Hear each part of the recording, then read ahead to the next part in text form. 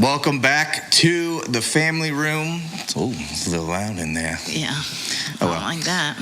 It's fine. We'll just start whispering. Welcome to the family room. We've been trying to reach you regarding your car's extended warranty.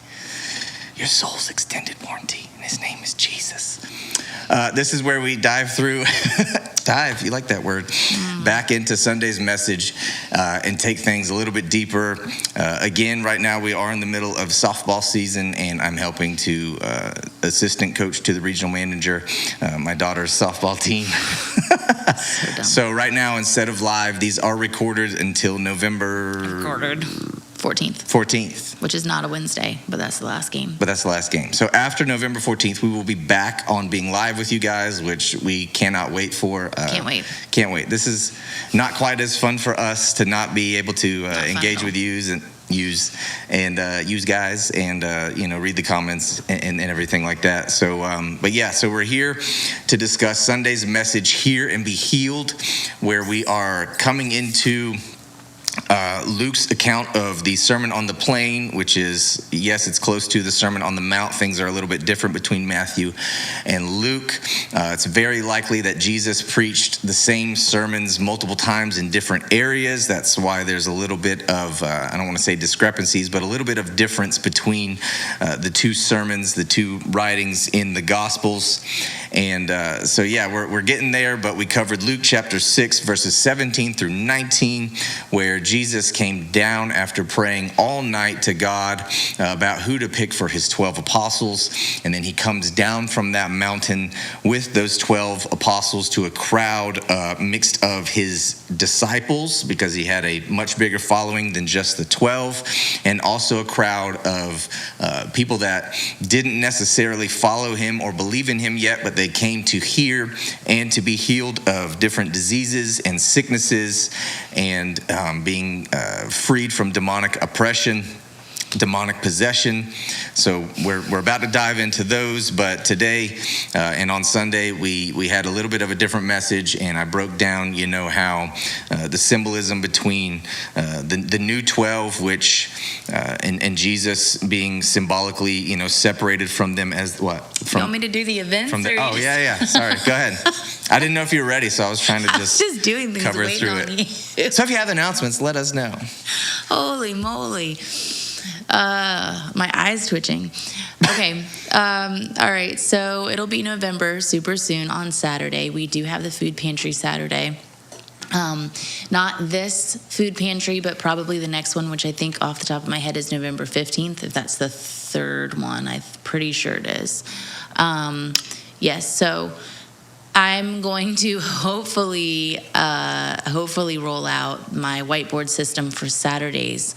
If you've kind of been holding back from coming on Saturdays to help out with the pantry because it's maybe been a little chaotic, and you kind of feel like you don't really have a space because there's a lot of regulars that do kind of take the same job every time, which is amazing. But I know when I've gone, it can be a little intimidating. You're not quite sure where to hop in, especially if you don't know anybody. And it's a little less intimidating because we do know the people. So I can't imagine what it's like if you have no idea who anyone is. So I'm trying to do a system to where kind of like your room, to say it lightly, like a room in a hospital. You have a giant whiteboard. You have charge nurse, sorry. You have the charge nurse of the day. You have who your nurse is, who your CNA is. You have pretty much just all your chain of command there. But mine will also be to where we have obviously who you have a name to who you can find and ask questions. Because sometimes, we don't have uniforms or name badges that say, hey, come ask me for questions. Yeah. So it's hard to find out. So it's going to be a big whiteboard. It'll have kind of who you can try to find if you have a question, or the couple people you can find. And then we'll also have little areas, like there's special areas like car loading, parking. I know there's like the meat packaging area, the assembly line, all stuff like that. We're going to have little blocks of those things and there can only be like a certain amount of people for some things. So I'll have those amount of spaces available. You come in, you find an empty space in one of the positions, and you just write your name down. That helps whoever comes behind you see, okay, where's their help needed? If we only have 3 people in the parking lot, well, if you show up and walk up, you can't see that there's only 3 people helping in parking. So that kind of tells you, where you need to go. I'm going to try to kind of push people into, don't just go to an area, try to find an open spot so everybody covers down and nobody's doing the work of 3 when we have the people to cover. Yeah. So hopefully that'll be good to go November 15th. And hopefully we don't get much kickback on that. Hopefully that's pretty smooth. It should be fine. I mean, making things more organized is always better. And then that way the people that show up early and they have their normal spots that they do, they'll have their names already in there, so no one's going to lose their little special spots that they like to have or what they're really good at. So that'll be in there. Anyway, so if you want to volunteer this weekend, it is from 8 to 10, but I guess the volunteers try to get there by 6:30. Yeah, and some of them even get there at 5. And listen, like me, I've got kids. I'm not really waking them up at 6 a.m. on a Saturday. So he'll get there early and I'll come up later, about 8 o'clock or so. And that's fine. Like there's always work to do. If you cannot get there until 8:30, like no one's going to turn you away. Even if you get there at 9, even if you get there at 10 and just help clean up, they would appreciate that. Like that's not a big deal. Help is always appreciated. Okay, so I believe that November 4th is the last day of the 8-week women's Bible study. So that'll be next Tuesday. That's wrapping up. If that's wrong, I'll let you guys know. This Sunday is Child Dedication Sunday. There is in the event links on the website. You can register your kid. If you forget or you don't register, that's totally fine. Just come up on stage. Do not check your kid in or take your kid to class when you come to church, because they'll hang out with you during worship. And then right after that, we'll be doing it. Oh yeah, I always forget that we do it before. Yeah, and then you can, go check your child in. The teachers are aware that you guys will be dropping them off a little late, so don't worry about that.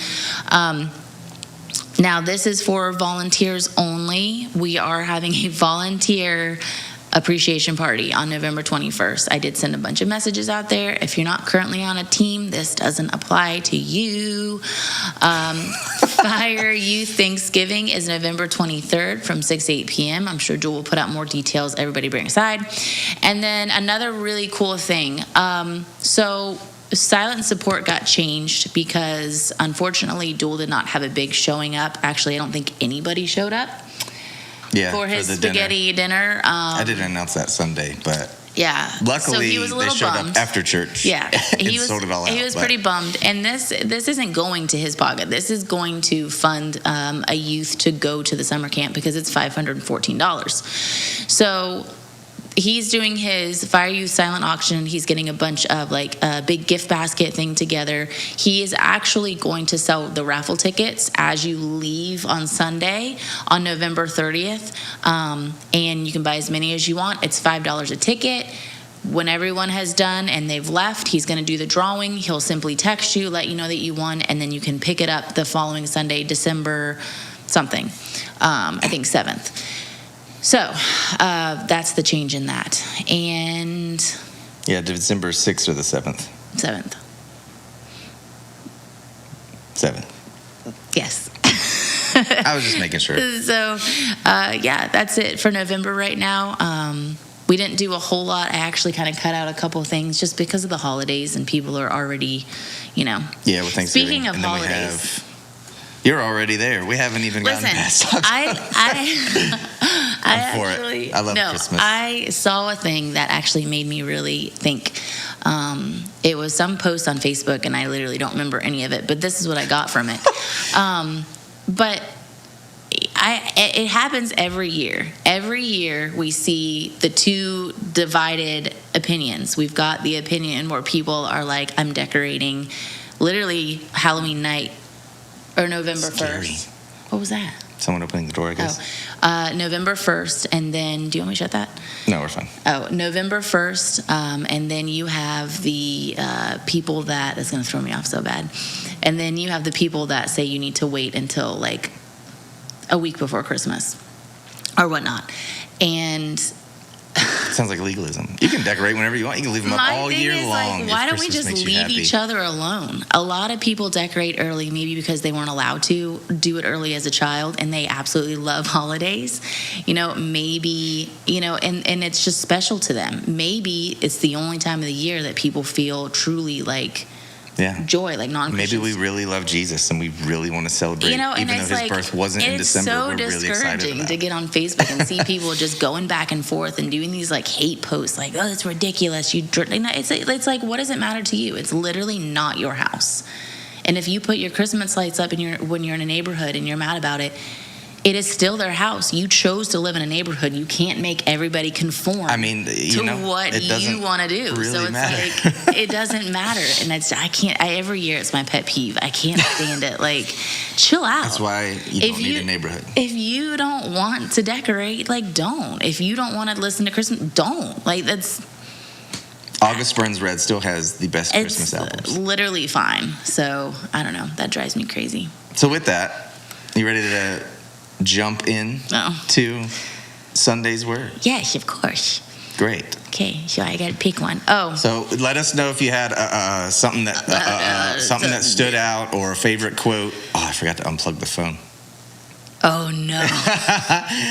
So, yeah, if you have a favorite quote or, something that just stood out to you in the message, kind of was a bunch of different stuff. And I know that there was, with the rewind, there was a ton of scripture, which I only had a few things that I actually read, but there was so much that just kind of rattled off with different things. No.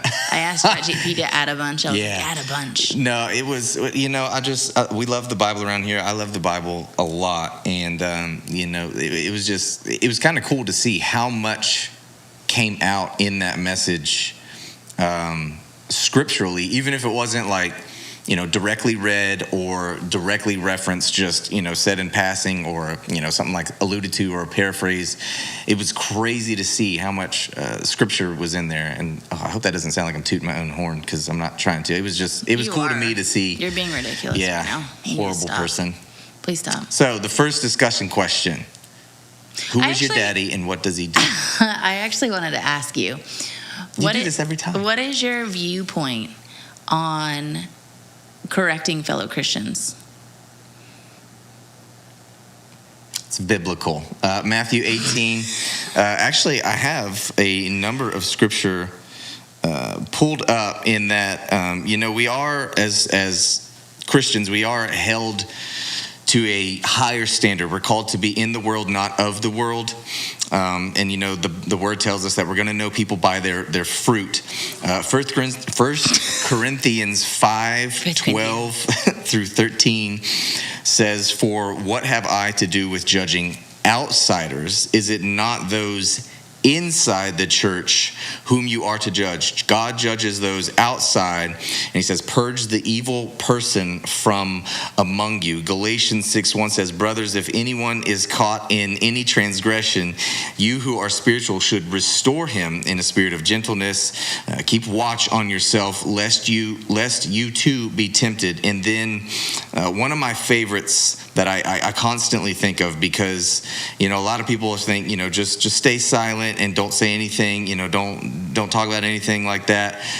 In Ezekiel, no, you're fine. I gotta find, because I didn't have that in that notes. It's in Ezekiel 33, I think. Yeah, 33:6.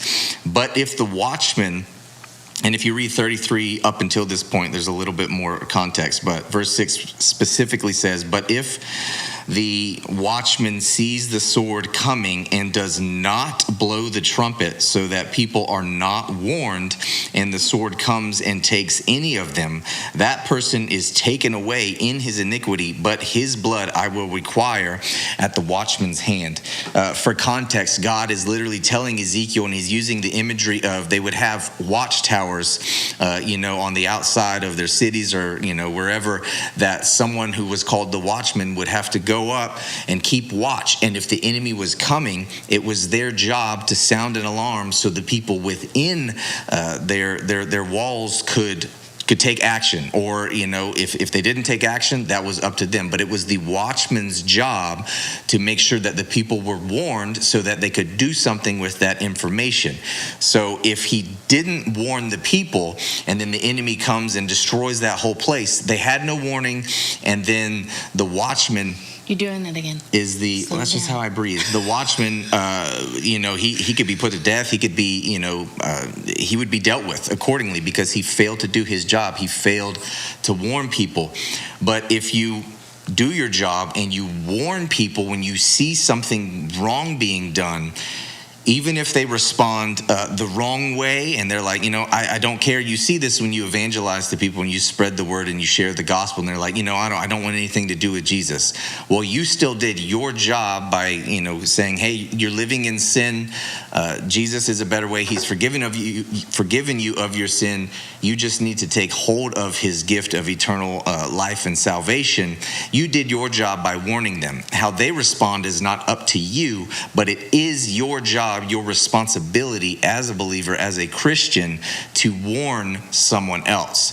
You see also in I think it's Galatians, if I'm not mistaken, where Paul directly confronted Peter, because when Peter was at the time when he was near the Gentiles, he was, living freely like a Gentile, if you will, and sharing the gospel. But then when some Jews came who still lived according to the law of circumcision, he ended up being a hypocrite, and he distanced himself from those Gentiles and went with the Jews in that party. And that started this subtle division of like, oh, okay, we can't associate with them. We need to be this way. And Paul directly confronted him to his face. Peter realized he was wrong and repented and changed his ways. It's our duty as believers to literally judge one another, not in like the way that we think of judging, but when we see someone that's living in sin or acting in sin or just not being a good Christian role model, it's our job to be like, hey, this isn't right. You need to do better. That's biblical. That again, like with Matthew 18 and like discipline, that's, somewhat different, but it is our job to say something. If we don't say something, we risk that person living in sin. We risk them leading other people into sin, and then their blood would literally be on our hands because we knew it was wrong, but we were too cowardly to speak up and say something. So it's completely biblical to, call, and you don't have to be rude about it. Obviously, we're supposed to do things in love, especially with our brothers and sisters. But to stay silent and to do nothing for the sake of not hurting someone's feelings, that's just pathetically wrong. Yeah. So that's what I was going to say. I was going to say. Yeah. I actually texted you all that this morning. Yeah, that's what I was reading out of, actually. I just had to find that text because you texted me how much you love me so much throughout the day that I had to scroll through all that. Well, we work together, so why would I text you? Okay, so so sorry. I did make a reel on your number 12 things that you talked about on Sunday, which was pretty cool. Never mind. Okay, so the first question is, in what ways are you currently relying on your own resources? Am I in the right thing? Yes. Resources, career, or financial security. This is why I'm not reading the verses on Christmas Eve. Oh my goodness. Financial security instead of demonstrating an unusual dependence on God like the apostle did. Oh, I did ask my dentist this time. He said that the reason why I have a hard time with some words, like getting the pronunciation out, is because of the... I can't read that to answer the question. Good, you should listen to my voice. Is because of those bone things, those extra bone growths underneath my tongue and all around here. Yeah, I can't do special words because my tongue can't there's a bone. What's it called? Tortoise shell. In what ways are you currently relying on your own resources, career, or financial security instead of demonstrating an unusual dependence on God like the apostles did? A great example of this would be Matthew, a.k.a. Levi, who was a tax collector. Now, these were... Jews that were working for the oppressive Roman government. So they would have been extremely disliked. They would have been considered, disloyal. They would have been considered enemies. They would have literally just been hated. They would have been, no one wanted to be around them because they're working for the government that's oppressing them and taking taxes. But not only that, they were also corrupt in that, if it was you owe the Roman government, let's say $5 in taxes. Whoa. And then the tax collector would be like, actually, you owe $20.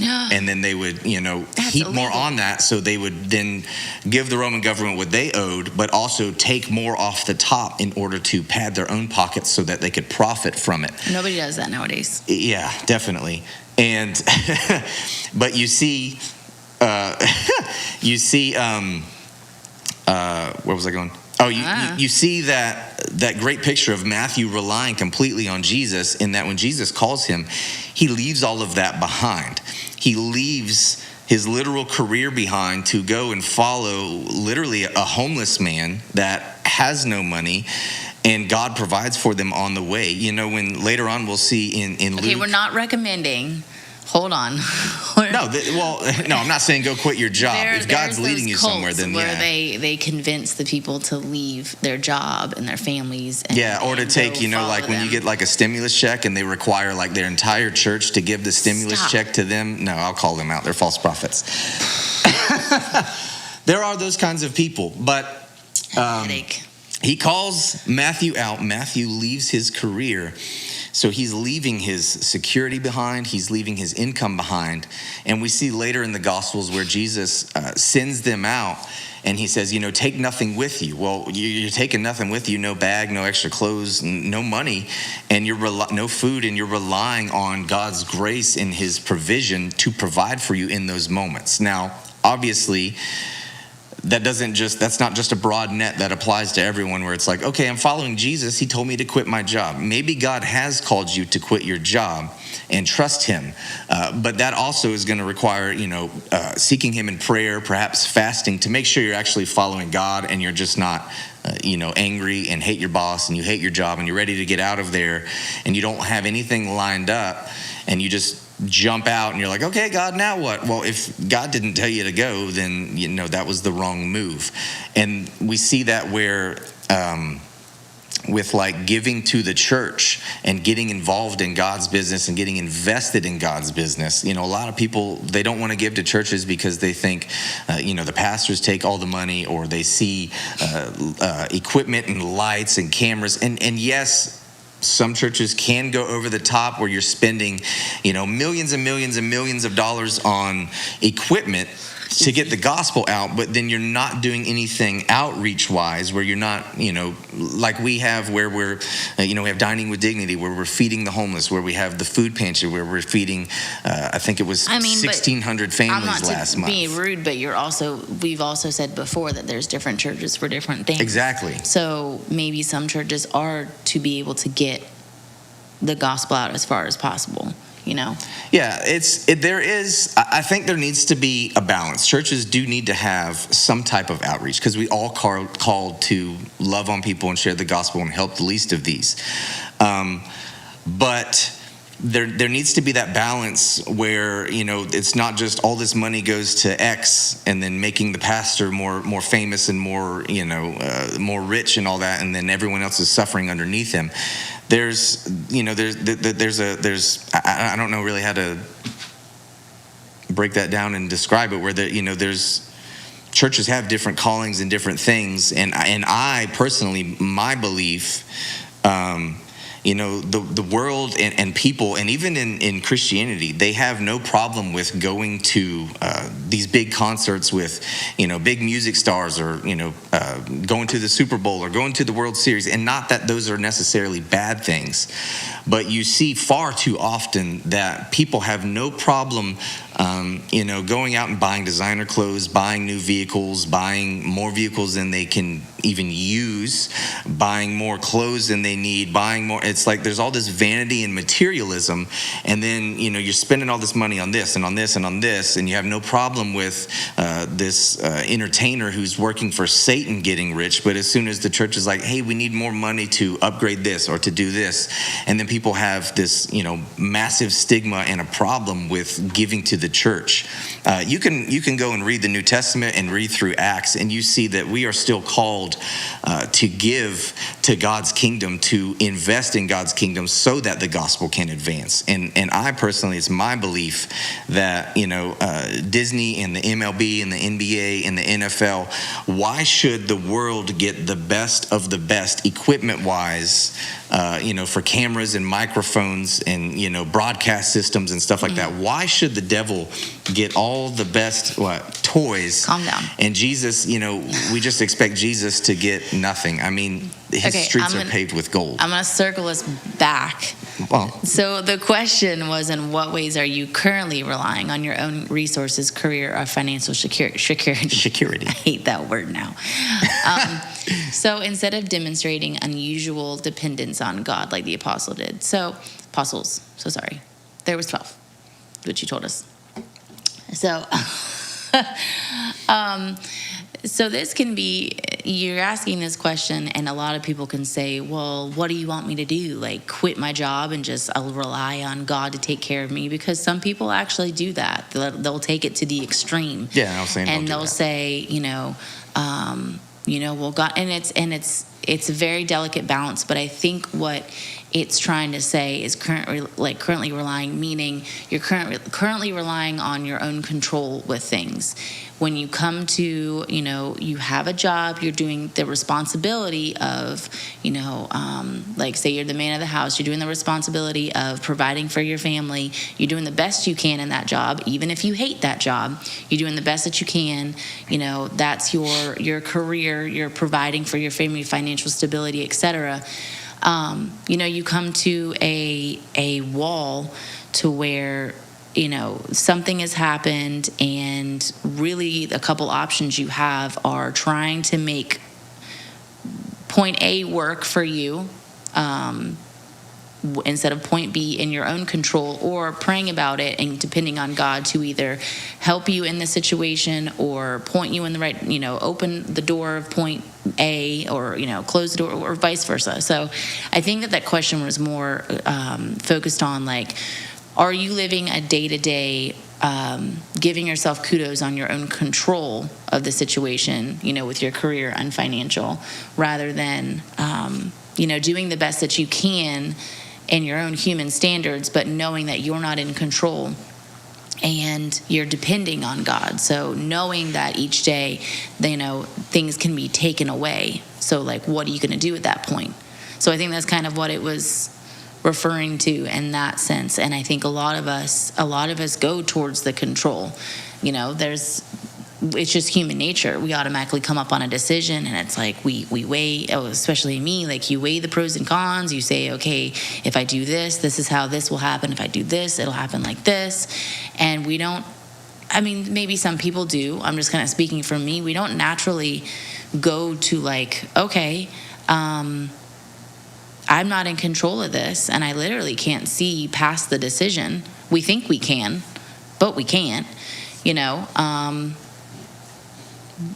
I don't think we truly depend on it. I think we just. A good point too, though, is like when we started tithing and giving, and like at first it's like, hey, we need to do this, and a lot of people are like, well, I already don't have a lot of money. If I start giving to the church, now I'm going to have even less, and how are my needs going to get met? Oh, there were some weeks that it was like there was $85 in our account, and it was like I hate that, because it just was so frustrating to me, because we had the nursing and line work, and we were finally like to the point where the kids wanted something, do something, like, oh yeah, like let's get it, and it wasn't a big deal. And then it's like this came up, and now it's back to how we felt in our early 20s, like, and it's it's just mindset. It's all mindset. You just have to change that, and don't yeah, I think a lot of it too is God breaking you of that need to think that you need to like hoard resources and accumulate all this stuff, because ultimately, I mean, have financial maturity. Sure. Like, don't be immature with your finances and you're just blowing it because God will take care of you. Like, that's not how that works. He also tells us, to be responsible. But like even today, I was paying bills today, and our account is much lower than usual, and I was just kind of like, oh crap, and I hadn't tithed yet. And I was like, And then, money from the pastor appreciation. I'm like, well, I don't know. And then I'm like, yeah, I have to tithe off of that too. So I included that in there. And, and the next thought I thought, well, it's not mine anyway. I literally, I promise you, I thought this in my head. I was like, well, it's not mine anyway. So, I went ahead and did it. But, good job. It wasn't that big of a amount. it's the principle, though. But it's trusting God. And I know a lot of people will argue, well, it doesn't say anything about 10%. It says, give what you feel. And to me, I like the 10% works for me because sometimes the 10% is really stretching our family's income. It sometimes it really is. So I hold myself to that standard, and I'm that's I don't know. That's just it. It works for me. It helps me hold myself to a standard of instead of saying, well, we have $500, I'll give $50 or $10, $10 or whatever, because 500 was 10%. Anyway, yeah, I know. No, I'll give $10, it'll be fine. Well, we need this for this. If I know, I need to give 10%, then I'm gonna give that, and I'm not gonna short it. Yeah. So. It's God loves a cheerful giver. Sometimes I'm not cheerful. Well, He loves an uncheerful giver too. But it's just it's trusting Him when you get involved in God's business. He always gets in yours. And I think it was Miles Rutherford I was listening to yesterday, and he was talking about a little bit, I guess, on money in passing. And he was talking about if you want to get blessed, you get involved in God's business and you budget, and then you see that He blesses you. That may not mean that He'll make you win the lottery, but you see that there's just all of these systems designed to keep people in poverty, to keep the poor. Blessing can be, like you've said a million times, it doesn't have to be financial. If you're sitting here as this single woman and you're decide to start having a giving heart, giving your time, giving tithing and everything like that, and immediately, like you said, immediately people think, okay, the blessing will come financially. But what if your blessing is finally having that guy come, in your life that's supposed to be with you, and it blesses you? Maybe he's coming with great financial strength. Or, and people that want kids both, and they get blessed with children. Blessings are come in many different ways. Blessings in the Bible, in one of the ways, was children. Yeah. Anyways. All right, moving forward. That's a dumb question. We already know the answer to that. I'm not saying that one out loud. So this one. Duh. All right. Duh. Okay, so. Were there any 12 things that you left out? You left out December is the 12th month, but it's fine. Yeah, wasn't Jesus actually birthday? No, there's a lot that does with 12. I'm not going to be able to rattle all that stuff off the top of my head because I'm not going to know it all. Wow. There's a lot more, but no, it was. What was funny too was when I had written all that down. Sunday morning, as I was reading back through my notes, and you found out Sunday morning. No. As I was I already had all that written, but I was going back through it, to try to internalize it more. And as I was reading that section, and then I came to, because I knew the passage in Revelation was about Christ's prophetic bride, the church, wearing a crown with 12 stars, but I didn't, for whatever reason, as I was typing it up the day before, whenever I typed that spot, I didn't catch that it was Revelation chapter 12. So I was sitting there Sunday. I would have caught it. And there's the phone. And I'm gonna stop it. But yeah, don't leave me up here alone. No, you're good. But yeah, I was like, man, this is ridiculous. You should answer it right now. Hello. No. What does that say? Okay, so the next one, if you're done with that question. Oh, you just hung up on them. Call Family Church. You'll get answered. I turned the ringer off. I turned the ringer off. What's the next one? What cycles of disobedience might you be stuck in that are preventing you from moving forward into God's next assignment for your life? That, I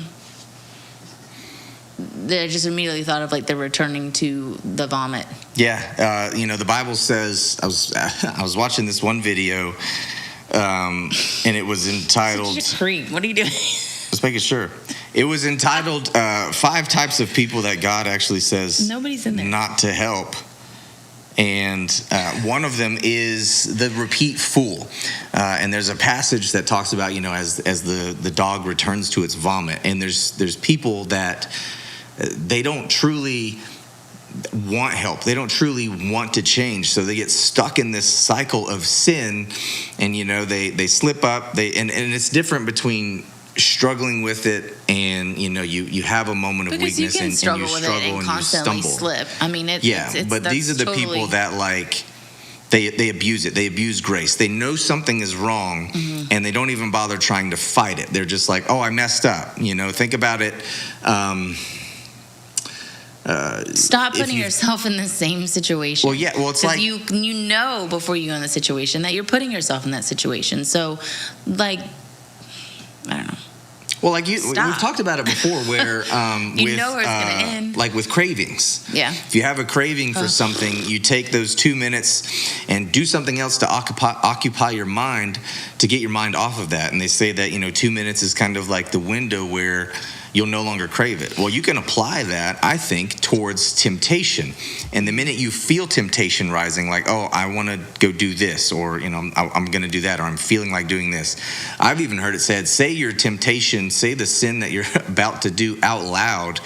And once you actually vocalize it, you end up hearing how depends on what it is. Ridiculous. If you're in a crowd of people, I'm looking at like the kids' Halloween candy, and I'm like, I want a piece of their Halloween candy. I mean, that doesn't sound ridiculous. That just sounds like a need. Eating a piece of Halloween candy is not a sin.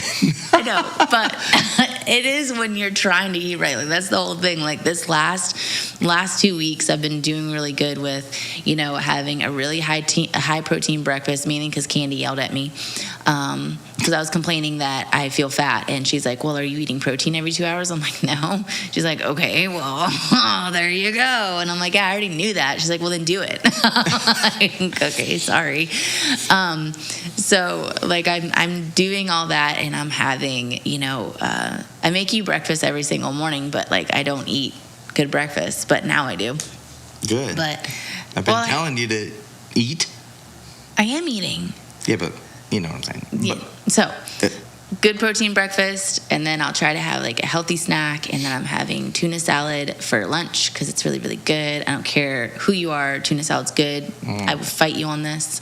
We're okay, gonna fight. Well, then we're going to fight. We're going to end this now. That's fine. You don't have that breakfast anymore. And then I don't try to every single night unless we're like out at softball really late, but then I still try to like prep something, have like the kid. I mean, we always have a home cooked dinner, but like, thank you. The candy, of course, it would roll around like Halloween, and the girls went trick or treating at Fort Wilderness, and they have literally, and it's not even like, it's the giant jumbo Ziploc bags that are like candy, 10 feet tall, and all 3 of them are jammed full with candy, and they're sitting in the front foyer of our house. We don't have a front foyer. We don't have a foyer. It's like a big square. But living room and dining room and kitchen all in one spot. I like to call it a foyer. It makes us seem more fancy. And so I have to walk by it every single day, all day long. I don't know what that had to do with anything. No, but don't eat your kids' Halloween candy because it makes you fat. No, what we were saying, or what we were getting at, what I was saying is, because I've been around and dealt with addicts, and you have that behavior where they hit rock bottom, they get arrested, or they get put in rehab for a little bit, and I'm going to be clean this time, and then they immediately go back to where they know they shouldn't go back, trying to hang out with people they know they shouldn't hang out with, and they fall right back into it. Mm-hmm. And then they hit rock bottom again, and then it's the same repeating thing, but there's really no true desire for change within them. Because if you truly want to change, you're going to do anything and everything to work on that. And not saying that, you change yourself, because obviously we know as Christians it's the Holy Spirit within us that changes us and gives us a new nature. But it's in those moments where temptation comes that you can just immediately cry out to God and be like, God, I'm feeling this way. I think I'm about to fall into this. Help me beat this temptation. And just pray for 2 minutes to get your head out of that mindset and completely just remove yourself from whatever situation or encounter or wherever you're at, to get away from that temptation. And you'll find, as you continue to intentionally do that and intentionally pray to God and intentionally rely on the Holy Spirit, you'll see that over time, and often a lot faster than when you try to do it just on your own, you'll find that you end up beating that sin through the power of Jesus. Mm-hmm. I'm gonna pray to Jesus about that Halloween candy, that's for sure. So I also kind of thought about too, like stuck in preventing moving forward. I always wondered if, when we get to heaven, do we see all the possibilities of who we could have been had we just been obedient? I hate that thought. I don't like it. Can you go to the next one? Actually, I don't want to do that. You brought it up. I have. Mm-hmm. Yeah. Well, we do have to give an account for every action, every idle word. I don't know if we're going to stand there. If that is in the Bible where, God's going to lay it all out, then drop that in the comments. Personally, I don't know off the top of my head. But, you do have to give an account. And, that's the whole thing with, you hear people say it all the time. Oh, if you don't step into your purpose, well, God's going to move on to the next person. Maybe. I don't know if that's necessarily biblical, because if you don't step into your purpose, so if I have a friend that God wants me to reach, and I'm like, I'm too nervous to talk to that friend never hears about Jesus. Maybe it was supposed to be through me. Can God speak to him and reach them, him through someone else? Of course. But what if it was my purpose to reach that person and then I refuse to? Well, now there's no telling how many people that won't hear the gospel because I didn't have the courage to speak to this one person and lead them to Jesus. And then maybe they would have led 1,000 other people to Jesus. There's just a big hole in the kingdom when we don't step up and do our job and our purpose that God has called us to do. Oh, you have different ones now? No, that's the... Are you going to give the challenges? Let's do the challenges. I wasn't going to do all of them. I was just going to do this one. I thought this was pretty cool because it goes right off that question. Yeah, do it. The obedience challenge. Identify one area where you've been disobedient or hesitant. Take one concrete step of obedience this week. Yes. Always push forward towards obedience in any way, no matter what it takes. God will honor your obedience more than anything else. He calls us to be obedient and to do things that he says. And, we talk about this constantly, and we talk about this constantly. I talk about this constantly in that, partial obedience is still disobedience. And when I can see the thing this way. That's cool. The timer. I never thought about that. Okay. When you... We have 57 seconds. It's like with kids. It's negative. We've already gone over. Hurry up. Talk fast. When you tell your kids to clean their room or to do their chores and they only go and do part of it and they don't fully clean their room. Let's say there's trash all over the floor. There's food all in the room. The bed's not made. And you're like, hey, I want you to clean your room. And they just go in there and they make the bed. They leave all the trash on the floor. They don't vacuum. They don't sweep. They don't put away laundry. Nothing. Shame on your family. Shame on They didn't obey you. Because they only did part of what you said. You can go in there and look like, oh, okay, thanks, good job. Well, that's not true. You're not going to react like that because you told them to clean their room and they decided not to fully follow what you said. They only did a part of it. So if God's telling you to do something and you only do part of it, that's not fully walking in obedience. Jesus being obedient to the point of dying on the cross. Well, what if, like they ridiculed him and mocked him and told him to save himself. And then he, was on the cross and he's like, this hurts too much and just jumped down because he's God. And was like, never mind, I'm not doing this. Well, then our sins are not forgiven, and then that would have caused him to sin because he wasn't being obedient and he wasn't fulfilling his purpose. He's the perfect example of full obedience and full reliance on God. And, unfortunately, there's not enough focus on truly being obedient to God and what he desires us to do. There's too many messages and speeches on, doing this or, living your own life or, doing what makes you happy or, all of this or you're a great person and all of these other motivational things and speeches. And there's not enough people that are like, look, we're supposed to be obedient, period, to God. Period. And there's just not enough focus on that. But there needs to be. We're called to be. With that being said. You want to give us the outro? I did. Oh, okay, goodbye. Just kidding. Oh. No, so Sunday. I was rolling with it. I'm praying about it. We're either going to get to the Sermon on the Mount or have a standalone message of something different. So it's going to be a surprise. It's going to be a surprise. Yes, it will be a Sunday scripture surprise. Say like that.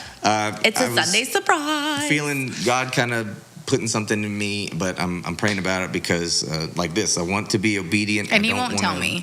Step out. I'll tell you after this. No, you won't. Wow. You won't. Watch me. So with that, we invite you, encourage you to like, share, and subscribe. No, I'm just kidding. To invite people to church. Even if you don't go to family church and you're going to a biblical church, invite your friends there. They need to hear about Jesus. And don't just invite them once. Continue planting that seed. Continue to push on them. I don't want to push the gospel on anybody. No, you don't understand. There's such an urgency right now. We're very close to the rapture. It could happen literally any moment. And I don't know if you've read the ending of the book. The tribulation is not going to be a fun event for literally anyone that is left behind. Left behind. They should make some movies and books about that. No, but seriously, there's a very strong need for urgency in the spreading of the gospel. It's important. It doesn't matter if you ruffle some feathers or you hurt some feelings. Your job, like Ezekiel 33:6, is to sound that alarm. Your job is to shout like a trumpet, to make Jesus known. Whether they accept him or reject him, that's not up to you. But it is your job to share the love and the message of Jesus. So I encourage you, invite someone to church. If they need a ride, go and pick them up. Wake up a little bit earlier. But church, we start at 10. Jason's really good at that. He'll go pick up his friends. Yeah, that's a great example. Like, get up a little early and go grab them and drag them to church, like the people that tore off the roof to get their friend to the feet of Jesus. Yeah. But we start at 10. I encourage you, if you're not serving yet, start serving somewhere. If you don't know where to go to familychurch.social. And there's a volunteer page that'll give you some more information. And I think there's even like a little form that you can fill out, and we'll get you plugged in somewhere. But, we're called to serve. So I encourage you, we start at 10. Don't come at 10. Come at 9:45. Get here early. Get a seat. Come up near the front and be excited to get into the gathering of the saints and praise and worship God with every fiber of your being until you run out of air. And there'll be a surprise. And there'll be I'm not kidding. Yes, do it. Like that. No. Surprise. Okay. So with that said, thank you guys for joining us tonight. We can't wait to get back live. Yeah, because they're watching this at night. I know. I was just joking. We can't wait to get back to where we can see your comments and everything. But we're glad that you're still here. So that being said. With that being said. We'll have...